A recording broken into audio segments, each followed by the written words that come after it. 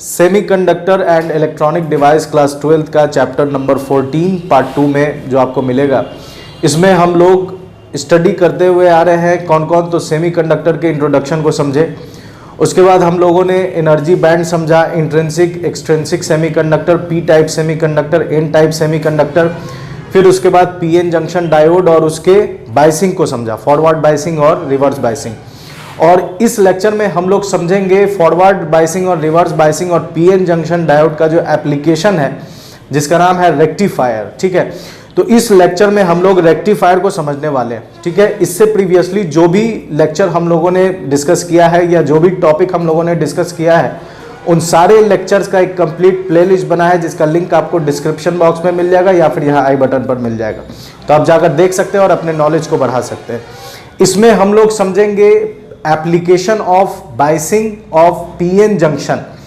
इसमें हम लोग ये समझने वाले हैं कि रेक्टिफायर एक्चुअली में होता क्या है, तो और रेक्टिफायर की ज़रूरत क्या है। तो रेक्टिफायर हम लोग इसलिए यूज़ करते हैं क्योंकि जब हम लोग चैप्टर 7 को स्टडी कर रहे थे तो उसमें हम लोग समझ रहे थे अल्टरनेटिंग करंट एसी, और उससे रिलेटेड सारे सर्किट को हम लोग स्टडी कर रहे थे कि कैपेसिटर होगा तब क्या होगा, इंडक्टर होगा तब क्या होगा, एलसीआर सर्किट क्या है, रेजोनेंस क्या है, उसके बाद क्वालिटी फैक्टर क्या है। तो इन सारे चीज़ को हम लोग उसमें डिस्कस कर रहे थे। तो उसमें एक ट्रांसफॉर्मर भी लास्ट में हम लोगों को पढ़ना था।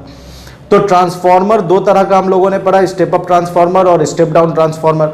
अब उस ट्रांसफॉर्मर का काम ये था कि जो हम लोग एसी जनरेटर से जो एसी करंट ले रहे थे या एसी वोल्टेज ले रहे थे उसको अब कंट्रोल करना था। तो जब कंट्रोल करना था तो कंट्रोल करने के लिए हम लोगों ने दो तरह का ट्रांसफॉर्मर बनाया, स्टेप अप ट्रांसफॉर्मर जो वोल्टेज बढ़ा देगा और स्टेप डाउन ट्रांसफॉर्मर जो वोल्टेज घटा देगा। अब ये जो एसी है, अब कहीं पर हमें ज़रूरत होती है कि नहीं, वो जो एसी है वो उसको हम डीसी के फॉर्म में चाहते हैं। तो जब हम एसी को डीसी के फॉर्म में चाहेंगे या रिक्वायरमेंट होगी वहाँ पर, तो वहाँ पर हम इस रेक्टिफायर को यूज़ करते हैं। तो रेक्टिफायर का डेफिनेशन क्या है या इंट्रोडक्शन क्या है? तो रेक्टिफायर एक डिवाइस है जो काम करता है एसी को डीसी में कन्वर्ट करने का। ठीक है, तो रेक्टिफायर के इंट्रोडक्शन को लिख लेते हैं कि रेक्टिफायर क्या है। तो rectifier it is a device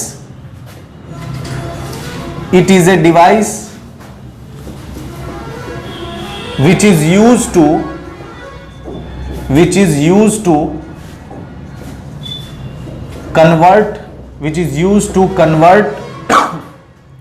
alternating current into direct current। ठीक है, तो रेक्टिफायर का इंट्रोडक्शन क्या हो गया या डेफिनेशन क्या हो गया कि ये एक डिवाइस है जिसका काम ये है कि अल्टरनेटिंग करंट को किस में बदलेगा, डायरेक्ट करंट में बदलेगा। ठीक है, अब दो तरह का रेक्टिफायर होता है। ठीक है, रेक्टिफायर दो तरह का होगा, एक को हम लोग कहते हैं हाफ वेव, एक को कहते हैं हम लोग हाफ वेव रेक्टिफायर और एक को कहते हैं हम लोग फुल वेव रेक्टिफायर। तो ये हाफ वेव और फुल वेव क्या है इसको हम लोग समझेंगे। ठीक है, तो रेक्टिफायर समझ गए कि एक डिवाइस है जो एसी करंट को, अल्टरनेटिंग करंट को डायरेक्ट करंट में बदलेगा। दो तरह का होता है, एक हाफ वेव और एक फुल वेव। तो सबसे पहले हम लोग समझते हैं हाफ वेव को कि हाफ वेव रेक्टिफायर क्या है। हाफ वेव रेक्टिफायर, ठीक है, तो हाफ वेव रेक्टिफायर के लिए हम सबसे पहले सर्किट डायग्राम बनाते हैं। तो जब हम सर्किट डायग्राम बनाएंगे तो इसमें हम लोग यूज करेंगे एक ट्रांसफॉर्मर को। ये हमारा ट्रांसफॉर्मर है,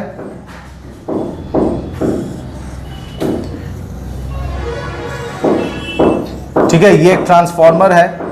अब इस ट्रांसफॉर्मर में देखिए इस तरफ वाला हिस्सा, ये हिस्सा क्या है, इनपुट है। ये क्या है, इनपुट। इधर हमने एक इनपुट दे दिया एसी और हम इधर क्या निकालेंगे, आउटपुट निकालेंगे। तो यहां पर हम क्या करते हैं, एक डायोड लगा देते हैं। एक डायोड लगा दिए, ठीक है, एक डायोड हम लगा दिए यहां पर, पीएन जंक्शन डायोड इसका सिंबल है, इसको यहां पर फिट कर देते हैं और फिर आगे हम इससे आउटपुट लेते हैं।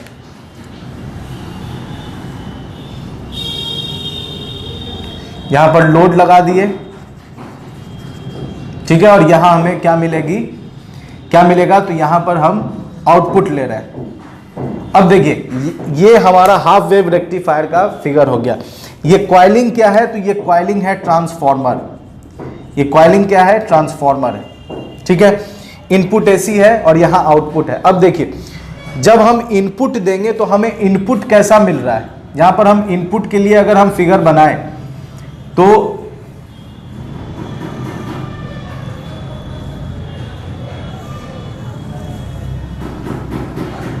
ठीक है, ये इनपुट है, इनपुट। अब हम इसके लिए क्या करेंगे, आउटपुट का काम करेंगे। तो आउटपुट क्या मिलेगा देखिए, ठीक है, ये मेरा इनपुट हो गया। यहां पर हम नोट करेंगे कि आउटपुट हमें क्या मिलने वाला है। तो अब देखिए ये सर्किट हमने ऐड कर दिया। अब ट्रांसफॉर्मर में या एसी में बात ये होती है कि वो प्लस माइनस चेंज करता है, उसकी पोलैरिटी चेंज होती है। तो मान लेते हैं कि इस एक बार ये प्लस है और यहां वाला हिस्सा माइनस हो गया, क्योंकि इसकी पोलैरिटी चेंज होती रहती है, इसलिए वजह से इसको अल्टरनेटिंग करंट बोलते हैं। तो प्लस यहां पर हुआ, माइनस यहां पर हुआ। बाइसिंग हम लोगों ने पढ़ा था, ठीक है। तो बाइसिंग में क्या था कि ये पीएन जंक्शन का ये वाला हिस्सा पी होता है, पी टाइप सेमीकंडक्टर, और ये वाला हिस्सा एन होता है, N type semiconductor.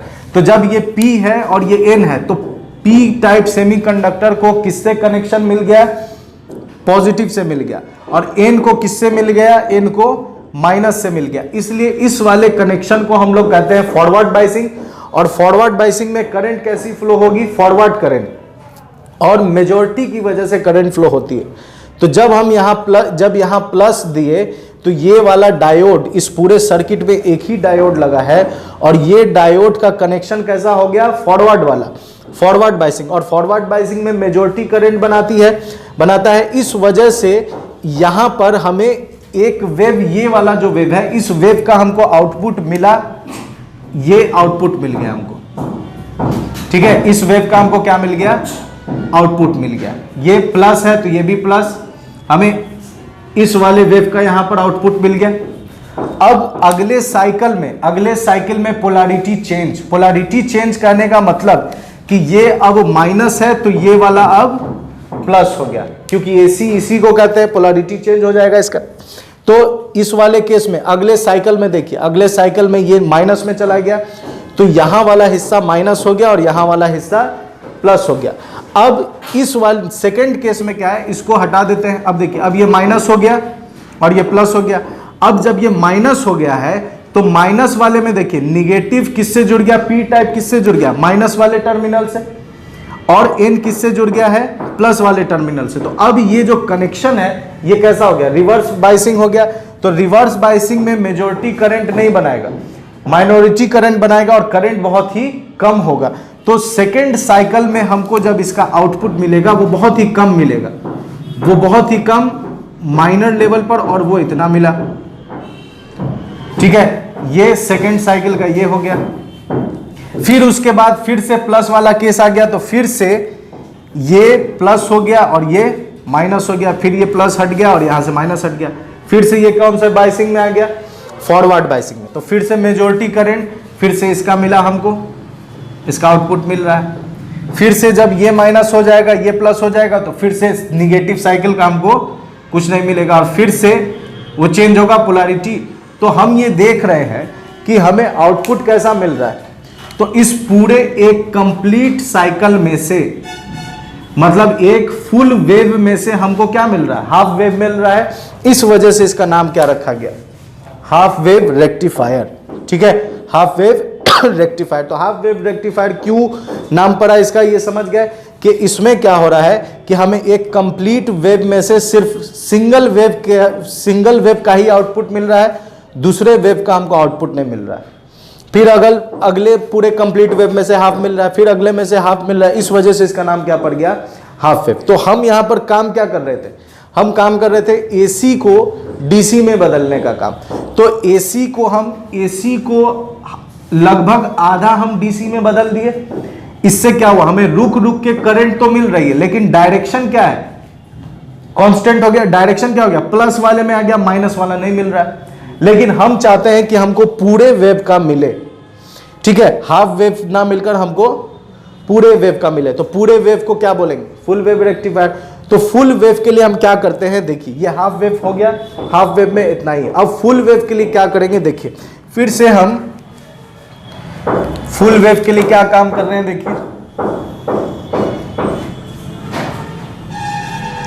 Full wave rectifier, full wave के लिए फिर से हम एक ट्रांसफॉर्मर बनाएंगे।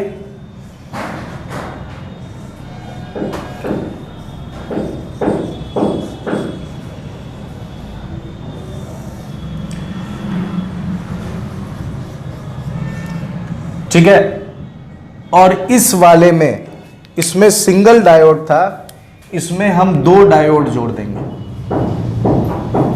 इसमें हम 2 डायोड जोड़ देंगे।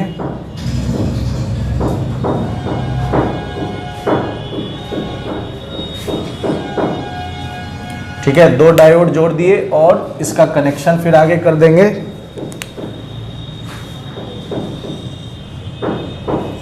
और इसमें से एक कनेक्शन यहां से निकालना है, ये बीच में लोड है, जो आउटपुट हम यहां निकाल रहे थे, इसमें आउटपुट यहां निकलेगा।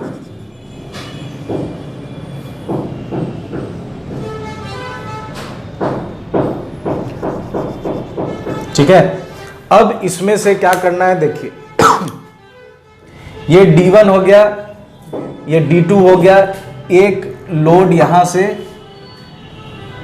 बिना जॉइंट किए यहां निकाल दिए और दूसरा कनेक्शन यहां से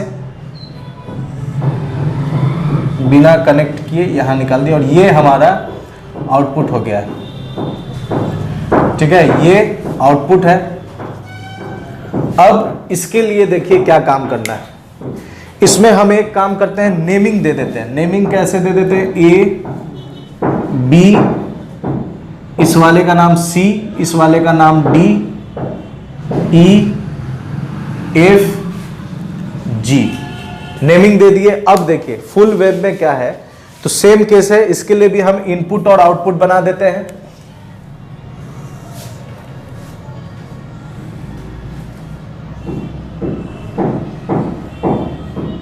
ये इनपुट हो गया और आउटपुट देखिए अब, ठीक है, ये आउटपुट है। अब इसमें क्या होगा कि एक बार जब ये प्लस है, ये वाला हिस्सा क्या हो गया प्लस, तो ये वाला हिस्सा हो जाएगा माइनस, क्योंकि ट्रांसफार्मर में फ्लक्चुएशन होगा प्लस माइनस का, इस वजह से इसको एसी बोल रहे हैं, अल्टरनेटिंग बोल रहे हैं। तो यहां पर प्लस हुआ, यहां पर माइनस हुआ, तो जो D1 है वो D1 आपका प्लस की वजह से, और ये इसका हिस्सा जो होता है डायोड का, ये वाला P टाइप होता है और ये वाला N टाइप, ये P टाइप और ये N टाइप।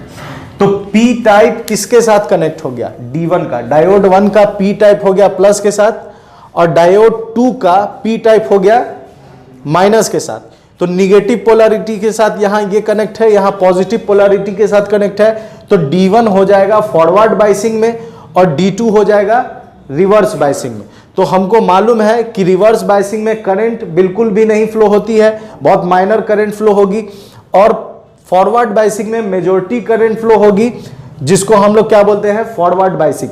तो इस वाले केस में D1 से हमें कनेक्शन मिलेगा, लेकिन D2 से कनेक्शन नहीं मिलेगा।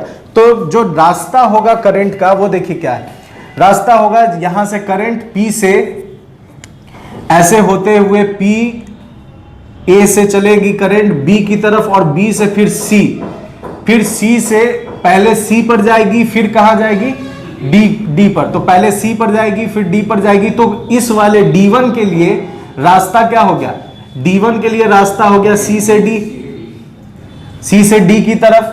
तो हम यहां C से D, तो और इसी से हम आउटपुट निकालें तो यहां हमें करंट मिलेगी। कैसी करंट मिलेगी, C से D वाली।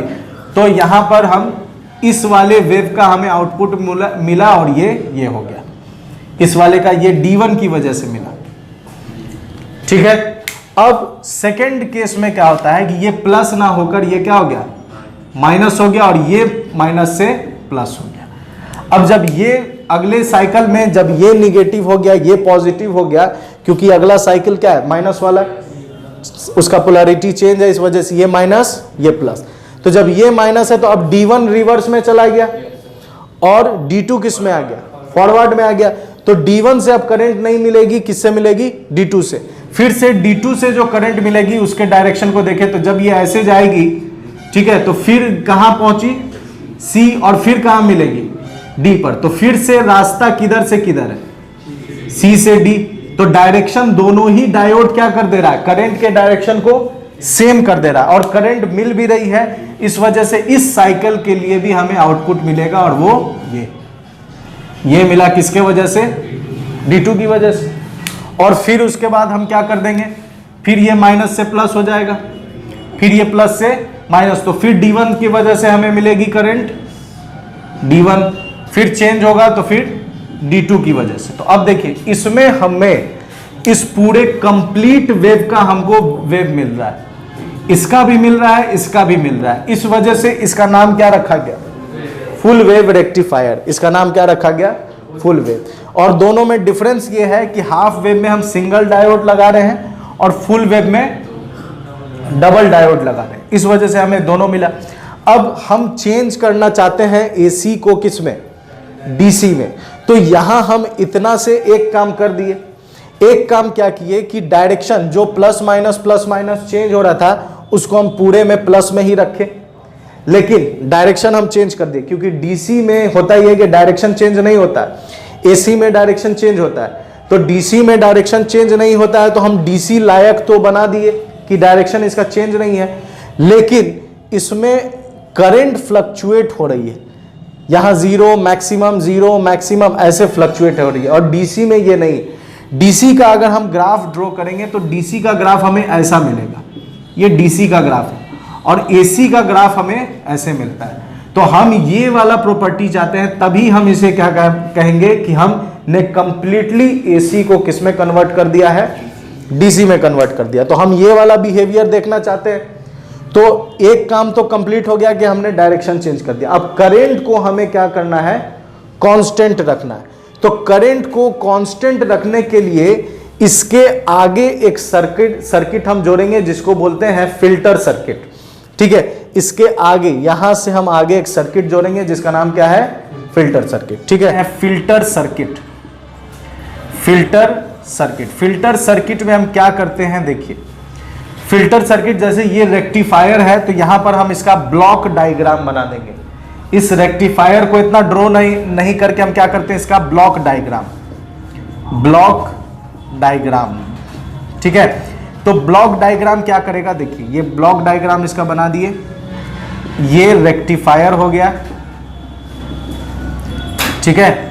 यहां पर इनपुट है, ये इनपुट इसका हो गया इनपुट, और यहां से अब हम इसमें क्या जोड़ रहे हैं, आउटपुट मिला, ठीक है। ये इतना में हम आउटपुट ले लिए, लेकिन इस आउटपुट को हम कनेक्ट कर रहे हैं किसके साथ, यहां से ये जो आउटपुट है इसको हम कनेक्ट कर रहे हैं फिल्टर सर्किट के साथ। तो फिल्टर सर्किट क्या है, देखिए यहां से आउटपुट मिला।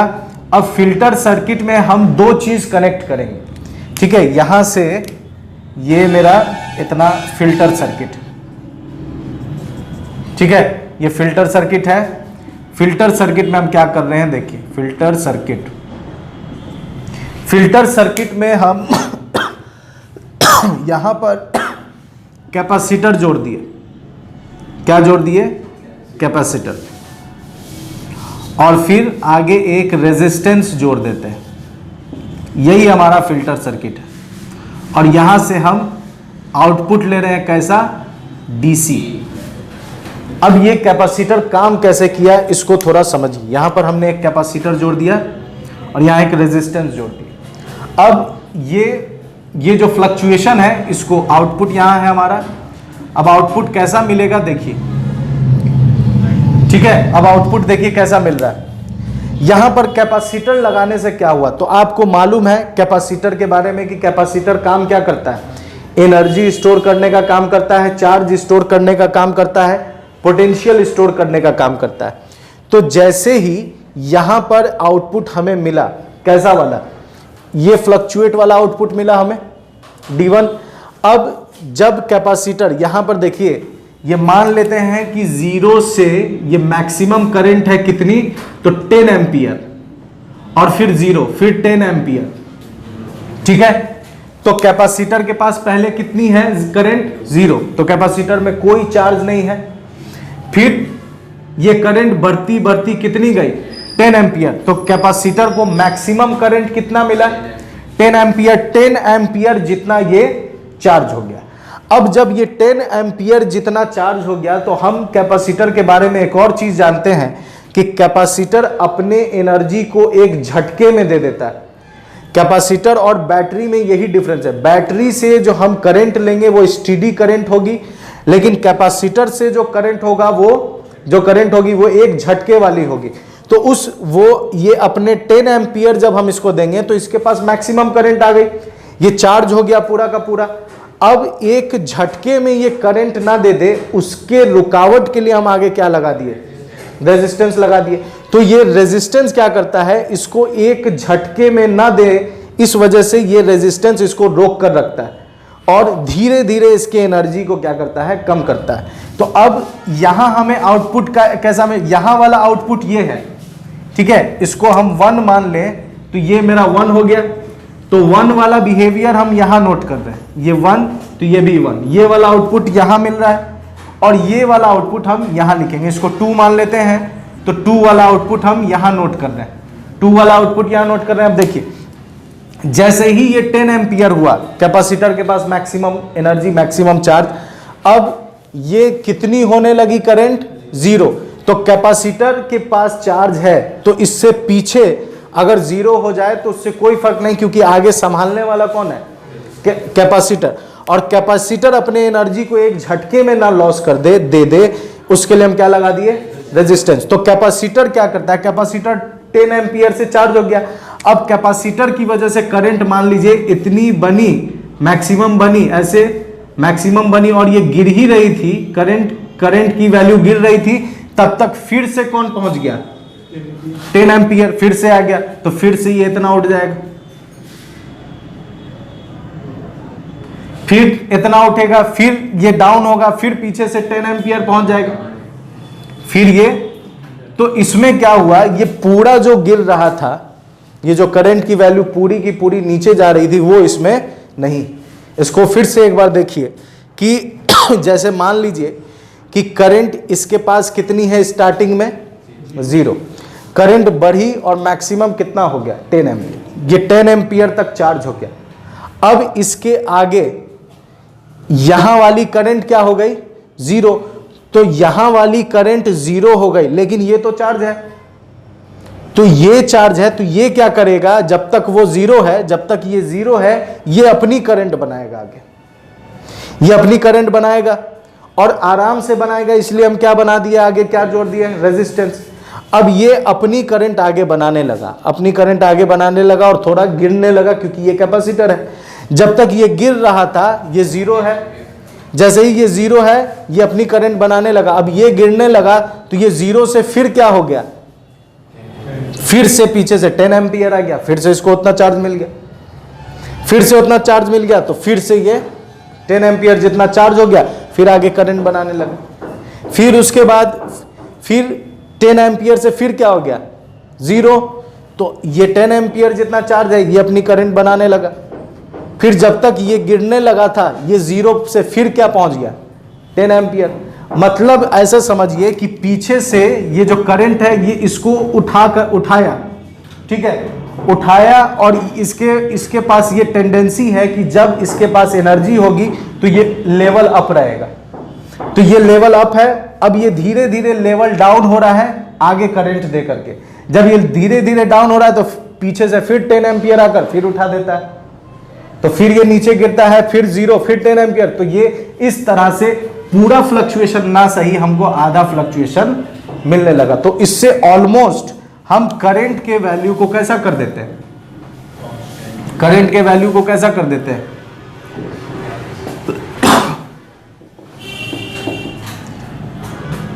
करंट के वैल्यू को कांस्टेंट जितना बना देते हैं। तो ये एक एक्सप्लेनेशन है किसका, फिल्टर सर्किट का। दूसरा हम ऐसे एक्सप्लेन कर सकते हैं कि कैपेसिटर, चैप्टर 7 में हम लोगों ने पढ़ा था कैपेसिटर से जो कैपेसिटेंस, ये कैपेसिटेटिव रिएक्टेंस जो निकलता है वो कितना है 1/c ओमेगा, और ओमेगा बराबर ओमेगा होता है किसके लिए, AC के लिए, और ओमेगा बराबर 0 होता है किसके लिए, DC के लिए। अब देखिए ओमेगा बराबर ओमेगा, तो यहां से जब AC आएगा तो ये कैपेसिटर AC को अलाउ करेगा, DC को रोक देगा। तो यहां से जैसे ही ये आएगा, AC आएगा, कैपेसिटर उसको अलाउ करके वापस पीछे भेज देता है, किसको अलाउ नहीं करेगा, DC को अलाउ नहीं करेगा, ये DC हमें यहां मिल जाएगा। तो एक सिंपल एक्सप्लेनेशन ऐसे भी आप समझ सकते हैं, या नहीं तो इस वाले कंसेप्ट से भी हम इसके वर्किंग को समझ सकते हैं। तो इसी को कहते हैं हम लोग फिल्टर सर्किट। ठीक है, जेनर डायोड। सबसे पहले इसके सिंबल को देख लीजिए, सिंबल क्या होता है जेनर डायोड का। तो जेनर डायोड का सिंबल होता है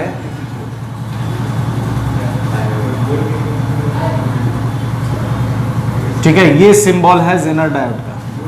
इसके इस वाले हिस्से को हम थोड़ा Z वाले स्ट्रक्चर में बना देते हैं, ठीक है, इसलिए क्योंकि ये जेनर है इसलिए ऐसा बना दिए, ये इसका सिंबल हो गया।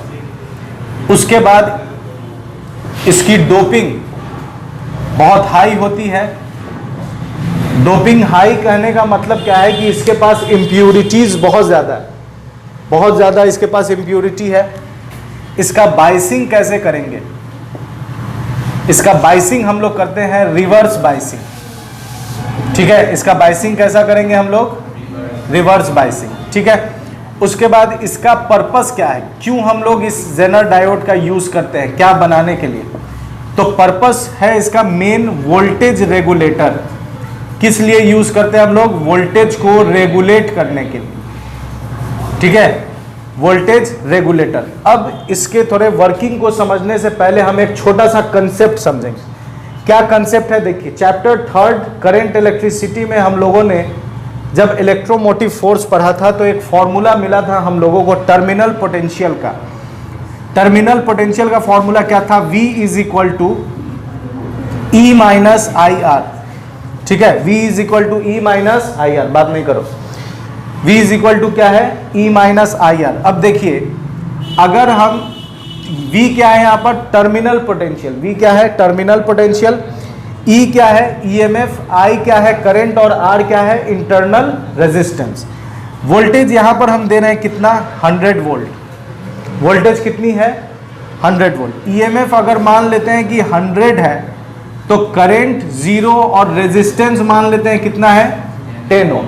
तो 100 वोल्ट 100 माइनस 0, हम क्या करते हैं कि EMF को बढ़ा देते हैं, ठीक है, EMF को बढ़ा दिए, कितना कर दिए 200। तो जब हम EMF बढ़ा दिए तो करंट बढ़ गई, EMF बढ़ाने से करंट कितनी हो गई, बढ़ गई, कितनी हो गई 10। तो फिर हमें कितना मिल रहा है 100 मिल रहा है, ठीक है, बात नहीं करो, कितनी है 200 हो गया, फिर 10 इंटू 10 कितनी हो गई 100। अब हम EMF फिर से बढ़ा देते हैं 300, तो करंट भी बढ़ जाएगी, करंट बढ़कर कितनी हो गई 20 इंटू 10, फिर कितना मिल रहा है टर्मिनल पोटेंशियल 100। फिर अगर हम 400 कर दे तो ये 30 इंटू 10, और ये कितना हो जाएगा 100। तो एक चीज़ यहाँ हम नोटिस करेंगे, और वो ये है कि ये जो V वाला हिस्सा है, ये V वाला हिस्सा कैसा है, कांस्टेंट। EMF को हम क्या कर रहे हैं, इंक्रीज कर रहे हैं, EMF इंक्रीज हो रहा है। रेजिस्टेंस जो है ये क्या है, कांस्टेंट है। हम करंट को क्या कर रहे हैं, इंक्रीज कर रहे हैं।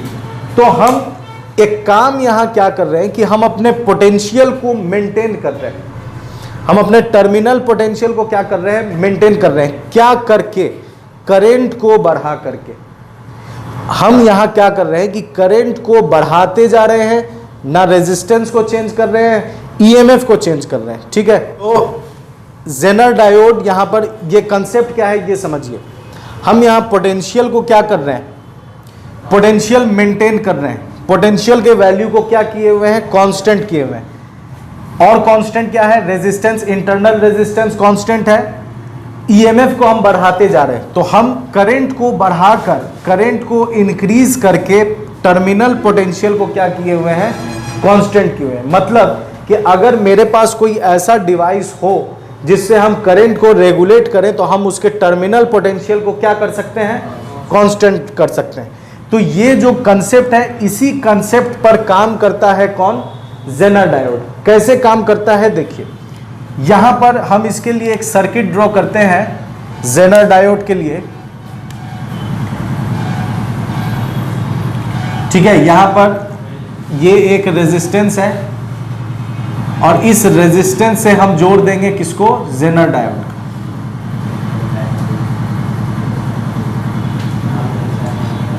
ठीक है, ये जेनर डायोड को हमने इससे कनेक्ट कर दिया। ठीक है, और ये इनपुट है और यहां से हम आउटपुट ले रहे हैं। ये लोड हो गया, ठीक है, यहां से लोड ले रहे हैं, या इसी में से निकाल दीजिए।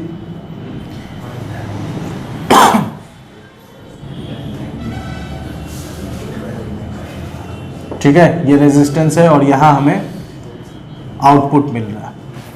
ठीक है, अब देखिए ये जेनर डायोड है। अब इसके कैरेक्टरिस्टिक्स को समझते हैं। यहां पर ये जेनर डायोड का काम क्या है, जेनर डायोड किस कंसेप्ट पर काम कर रहा है, इसी कंसेप्ट पर काम कर रहा है। ये अपने पोटेंशियल को क्या कर रहा है, कांस्टेंट है। किस चीज को चेंज करके, करंट को चेंज करके। करंट चेंज होगी उससे मतलब नहीं है, ये पोटेंशियल को क्या करता है, कांस्टेंट रखता है। अब देखिए इसके कैरेक्टरिस्टिक्स को देखिए और फिर उसके एक्शन को समझेंगे। कैरेक्टरिस्टिक्स इसकी क्या है, कैरेक्टरिस्टिक्स है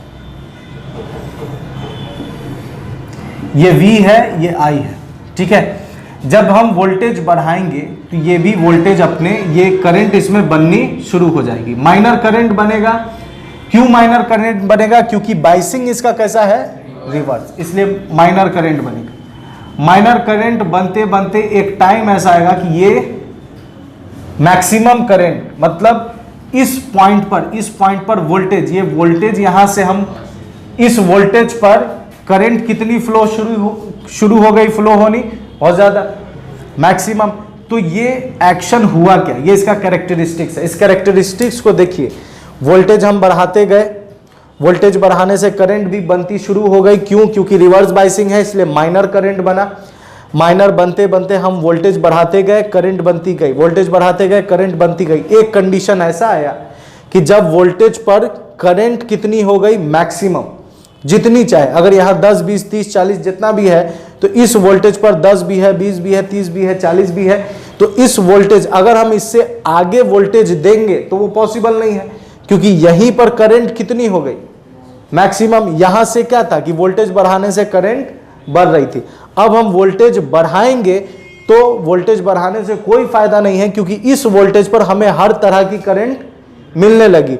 हर तरह की करंट जब मिलने लगी है तो वोल्टेज यहां पर ये क्या हो जाएगा, इससे आगे बढ़ेगा नहीं, इस पॉइंट पर वोल्टेज कांस्टेंट हो जाएगा। इससे कम मिलेगा लेकिन इससे ज्यादा वोल्टेज हमें नहीं मिलेगा। अब ऐसा क्यों हुआ, इस थोड़ा इसके एक्शन को समझिए।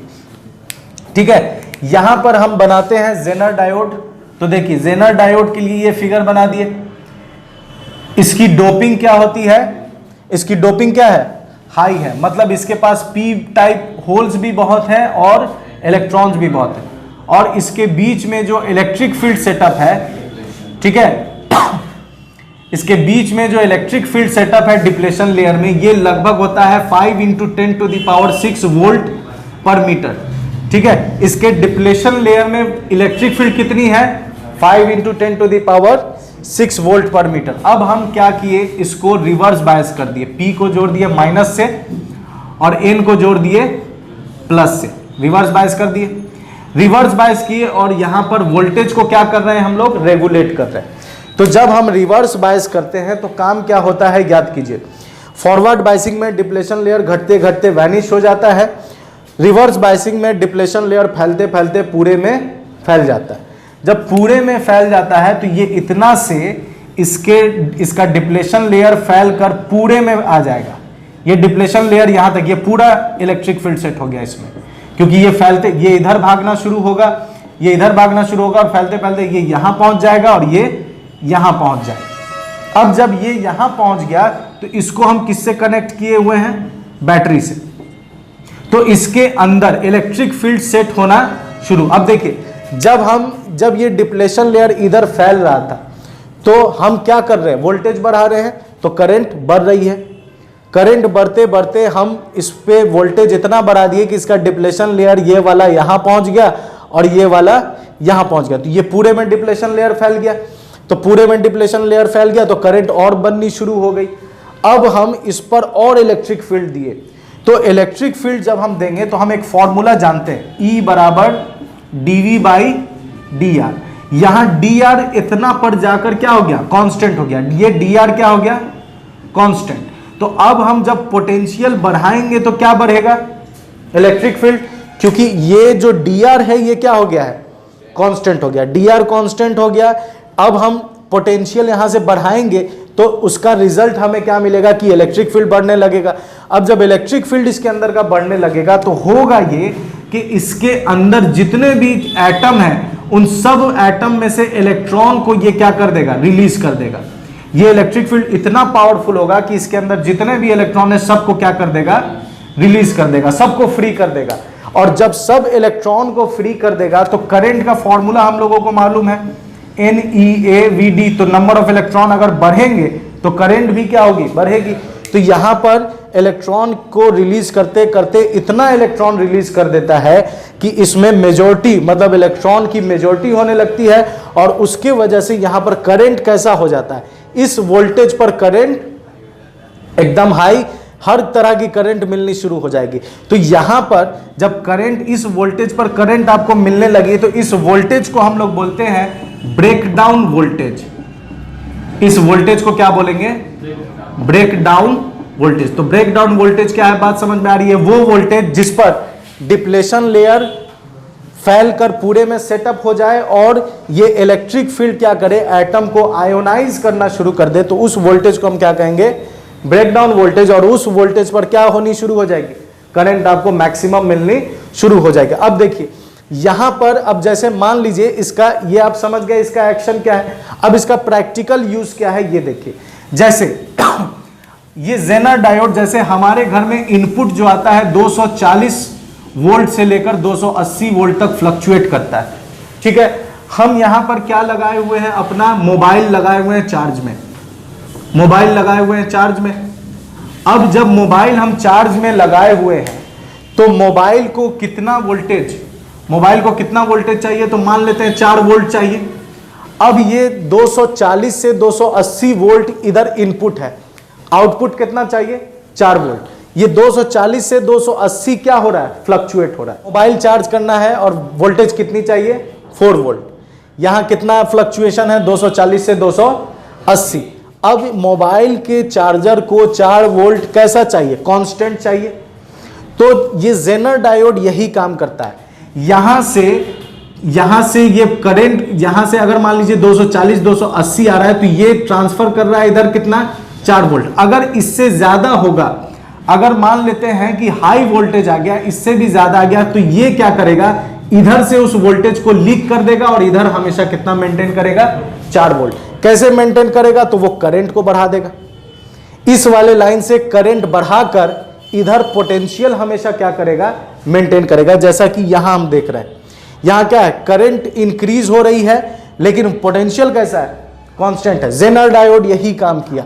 जैसे ही इनपुट में हाई वोल्टेज आएगा, ये इस वाले लाइन से इधर से ये वाला एक्शन करके क्या करेगा? सारे करंट को इधर से मूव करा देगा और सारे करंट को इधर से मूव करा देगा, लेकिन इधर आउटपुट में हमेशा कितना बरकरार रखेगा? 4 वोल्ट। और ये कैसे करेगा? तो ये वाला एक्शन, इसके पास पोटेंशियल बढ़ने से डिप्लेशन लेयर मैक्सिमम, और डिप्लेशन लेयर मैक्सिमम होगा तो फिर आयोनाइजेशन की वजह से इसमें इलेक्ट्रिक फील्ड सेटअप और आयोनाइजेशन की वजह से मैक्सिमम करंट बनने लगेगी। तो ये इसके कैरेक्टरिस्टिक्स है। ये जेनर डायोड का सर्किट डायग्राम हो गया, ये इसके बारे में हो गया, और ये इसका कंसेप्ट हो गया कि ये किस कंसेप्ट पर काम कर रहा है। तो जेनर डायोड बेसिकली क्या करता है, वोल्टेज को मेंटेन करता है, रेगुलेट करता है। और कैसे करता है, एक्सेस होगा तो वो करंट लीक कराकर आगे वोल्टेज को क्या कर देगा, मेंटेन कराए रखेगा। तो ये था आपका जेनर डायोड।